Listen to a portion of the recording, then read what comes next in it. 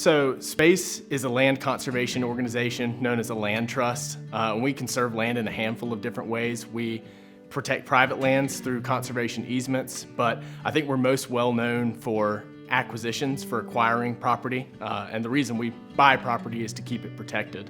Usually if we're going out to purchase a piece of property and fundraise to buy a property, we're doing so for public access. So SPACE is probably most well known for the Edwin M. Griffin Preserve, which is the home of the Cottonwood Trail. Really, the Cottonwood Trail and the acquisition of the beginnings of that property, which is now 107 acres, was really founded, our organization was founded around that acquisition. And at the core of the Cottonwood Trail and the Edwin M. Griffin Preserve is Rachel's Bridge.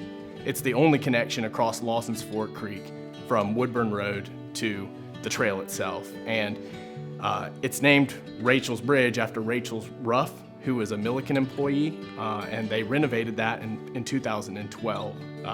Ever since then, we've been managing the property, we've been replacing boards on the bridge, and it's probably well past its life expectancy.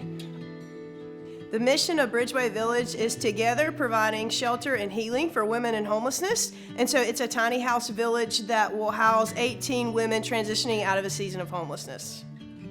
And so our ladies will be given jobs, they'll be taking classes in the evening times, we'll be giving them different experiences all throughout our city and our state. We would love to have a women's giving grant to be able to purchase a 15-passenger van to transport our ladies to and from work, to help with our classes, and to give them personal experiences that they haven't yet had before. We can't wait to take our ladies out of a season of homelessness and take many of them to the beach for the first time.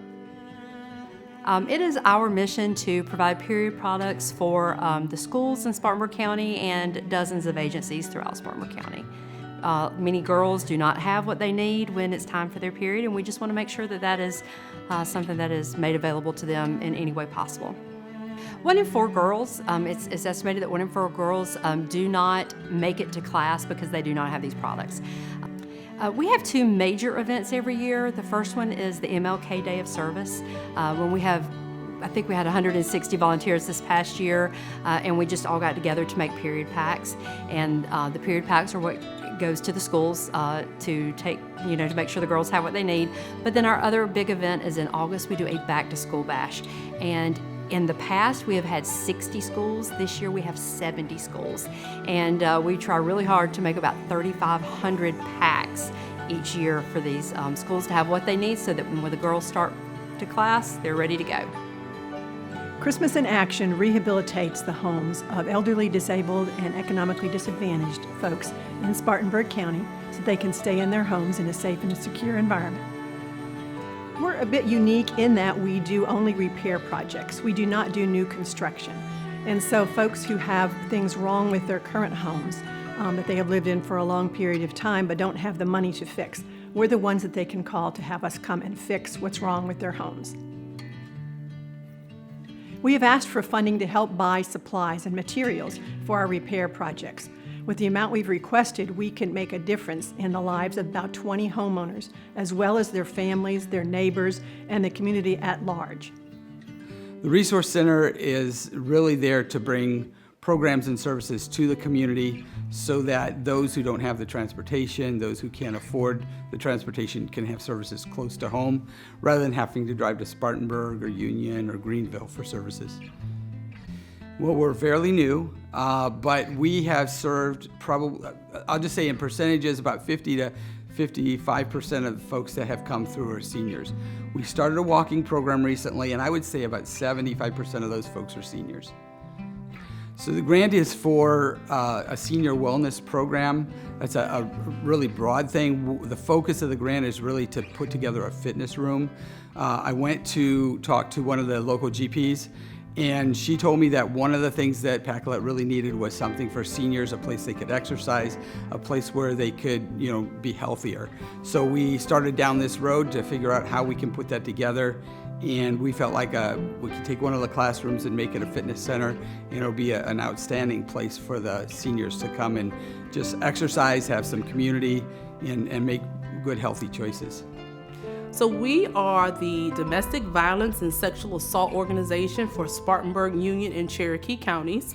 We provide support services, advocacy, and therapy to victims of domestic violence and sexual assault.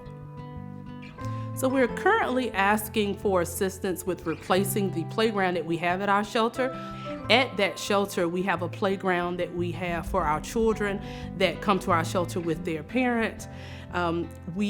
It's a good playground, but it's not as accessible to all of the different children that may come to our shelter. For example, a couple of years ago, we had a child that was in a wheelchair, and that wheelchair would not be able to go through the grass, through the mulch, and all of the things that we have at the playground. And so recently, we had a study done with Able SC, that's a nonprofit in South Carolina, just to check the accessibility of everything we have at our shelter, including the playground. And they provided some recommendations.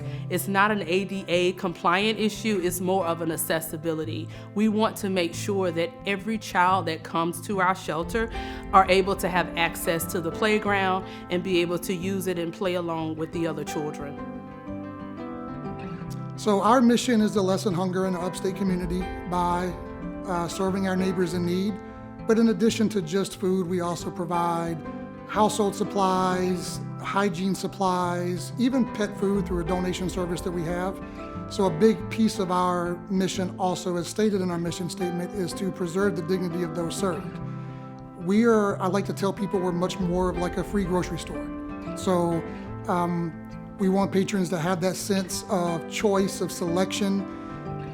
Our grant request is for shelving and some higher capacity storage equipment, as well as additional coolers for food storage.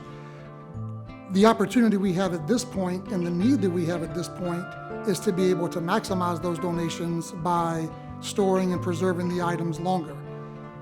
In an organization like ours, not having items to provide for your patrons is bad. Having to lose or throw away items or discard items feels much worse. And while we are able to give items to local soup kitchens and places like that, we do that with breads and things along those lines.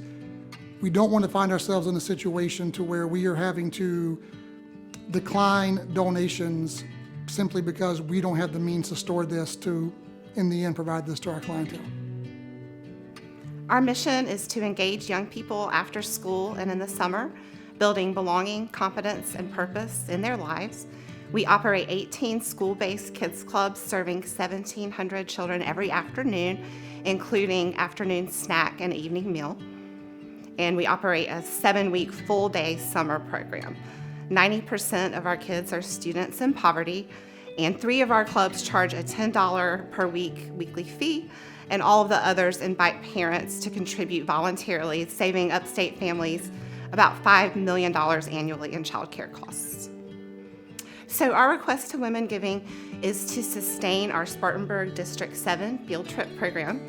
In 2021, we expanded our kids clubs into all of the District 7 elementary schools to help relieve the COVID impact of academic impact and social emotional impact.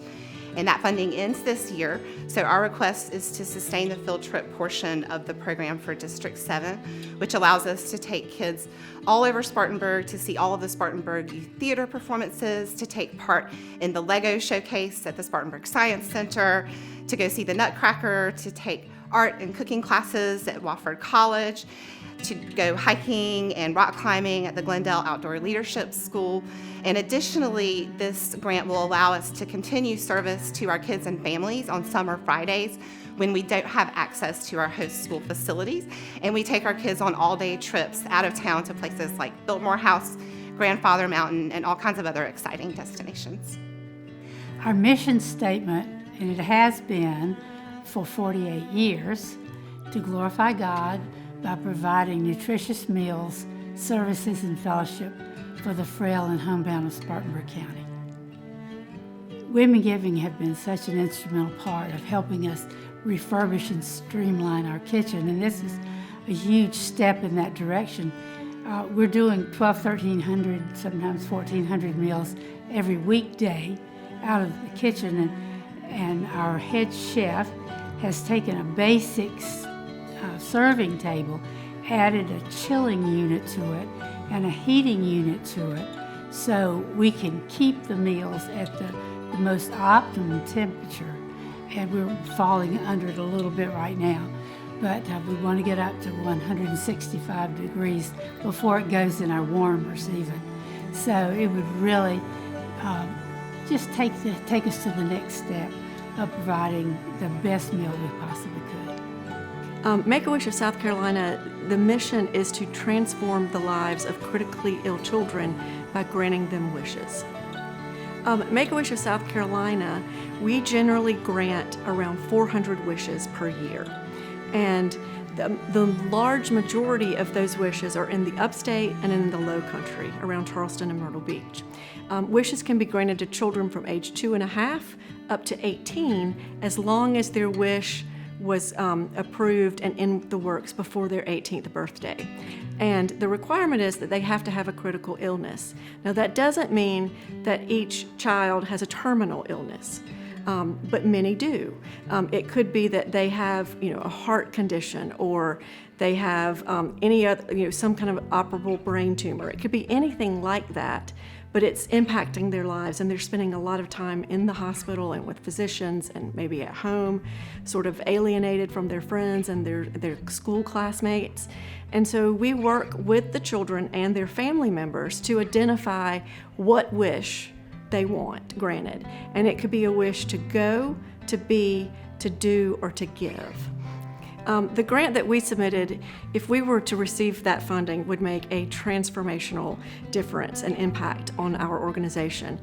There are currently 42 children in Spartanburg County, ages 2.5 to 18, who are presently waiting to have their wish granted.